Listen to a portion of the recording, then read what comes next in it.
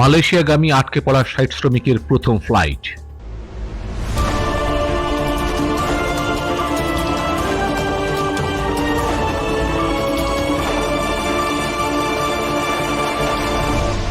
Channel CB। আসসালামু আলাইকুম প্রিয় দর্শক, স্বাগত জানাচ্ছি আজকের গুরুত্বপূর্ণ সংবাদে। দীর্ঘদিনের অনিশ্চয়তা আর অপেক্ষার পালা শেষ। অবশেষে সেই কর্মীদের মালয়েশিয়া যাত্রার পথ খুলল যারা গত বছর ৩১ মের মধ্যে দেশটিতে যেতে পারেননি।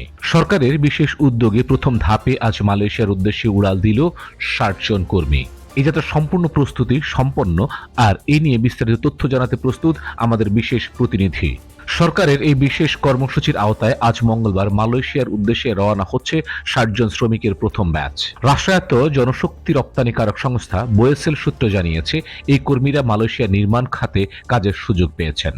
বোয়েসেল জানিয়েছেন, আজ সন্ধ্যা ৭টা ১৫ মিনিটে ফ্লাইটটি ছাড়বে এবং কুয়ালালামপুরে পৌঁছানোর কথা রয়েছে মধ্যরাতে।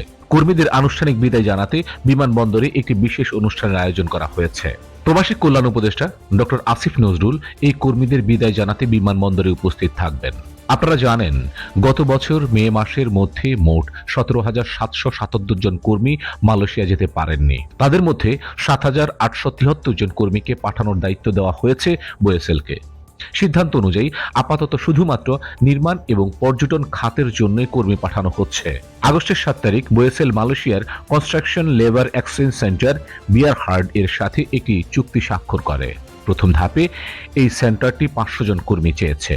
ইতিমধ্যে ২৫৫ জনের ভিসা সম্পন্ন হয়েছে এবং তাদের যাত্রার সকল প্রস্তুতি শেষ।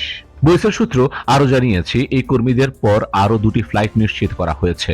নভেম্বর ৩০ তারিখ এবং ডিসেম্বর ২ তারিখে আরো ১২০ জন কর্মী মালয়েশিয়ার উদ্দেশ্যে রওনা হবেন। দীর্ঘ প্রতীক্ষার পর কর্মীদের যাত্রা নিঃসন্দেহে সরকার এবং বোয়েসেলের একটি গুরুত্বপূর্ণ পদক্ষেপ।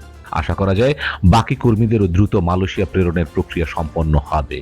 এ বিষয়ে পরবর্তী সকল আপডেট পেতে আমাদের চ্যানেলে চোখ রাখুন। এই খবরটি কেমন লাগলো অবশ্যই কমেন্ট করে জানাবেন। গুরুত্বপূর্ণ এই তথ্যটি আপনার বন্ধুদের সাথে শেয়ার করুন এবং এমন আরো খবর জানতে আমাদের চ্যানেলটি সাবস্ক্রাইব করে বেল আইকনটি প্রেস করে সাথে থাকুন। Nazim Hamid, channel CB. Subscribe now for daily news and updates.